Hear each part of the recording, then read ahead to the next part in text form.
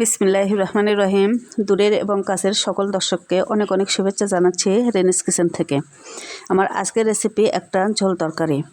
গ্রীষ্মকালীন বিভিন্ন ধরনের সবজি মিক্সড করে এই মজাদার ঝোল রান্নার রেসিপিটি শেয়ার করব আমার রেসিপিতে। তো দর্শক, আসসালামু আলাইকুম। যারা এই ধরনের সবজি দিয়ে ঝোল মাখা রান্না পছন্দ করেন, আশা করছি তাদের কাছে রেসিপিটি ভালো লাগবে।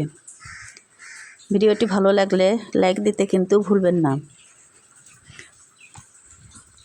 তো এবার চলে যাচ্ছি মূল রেসিপিতে।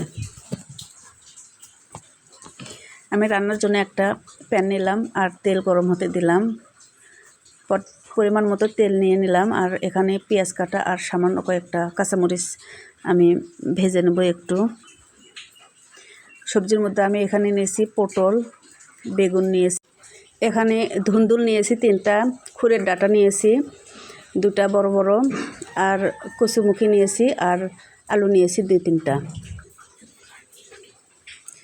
তো পেঁয়াজ একটু ভেজে নিয়ে আমি মশলা অ্যাড করছি। পরিমাণ মতো লবণ, হলুদ, মরিচের গুঁড়া 1.5 চামচ, এটা হচ্ছে মাছের মশলা, আর ধনিয়া জিরার গুঁড়া 1 চামচ 1 টিস্পুন, আর আদা রসুনের পেস্ট দিচ্ছি 1.5 চামচ। সবগুলো মশলা আমি পেঁয়াজের সাথে একটু ভেজে নেব, একটু কষিয়ে নেব তেলটা সেপারেট হয়ে আসা পর্যন্ত।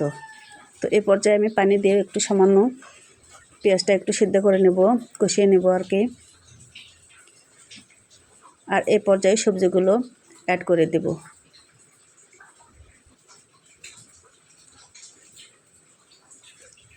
সবগুলো সবজি অ্যাড করে দিয়ে আমি 3 থেকে 4 মিনিটের মতো সবজিগুলো মশলার সাথে একটু ভেজে নেব। এতে করে সবজিগুলো একটু ভাজা ভাজা হবে আর কি। আর এই পর্যায়ে সবজিগুলো সিদ্ধ করার জন্য পর্যাপ্ত পরিমাণ পানি দিয়ে দেব। গ্রীষ্মকালীন এভাবে একটা ঝোল রান্না কিন্তু অনেক মজার হয়, আর বিশেষ করে কচির মুখে থাকলে তো আরও বেশি মজার হয়। তো আর এই পর্যায়ে আমি অন্য একটা চুলায় ঝোলে যেহেতু মাছ ইউজ করব, মাছটা ভেজে নেব। আগে থেকে মাছগুলো আমি লবণ, হলুদ আর মরিচের গুঁড়া দিয়ে একটু মেখে রেখেছিলাম। তো মাছগুলো আমি হালকা করে ভেজে নেব। 70 থেকে 80% মতো মাছগুলো আমি ভেজে নেব, একবারে মুচমুচো করব না।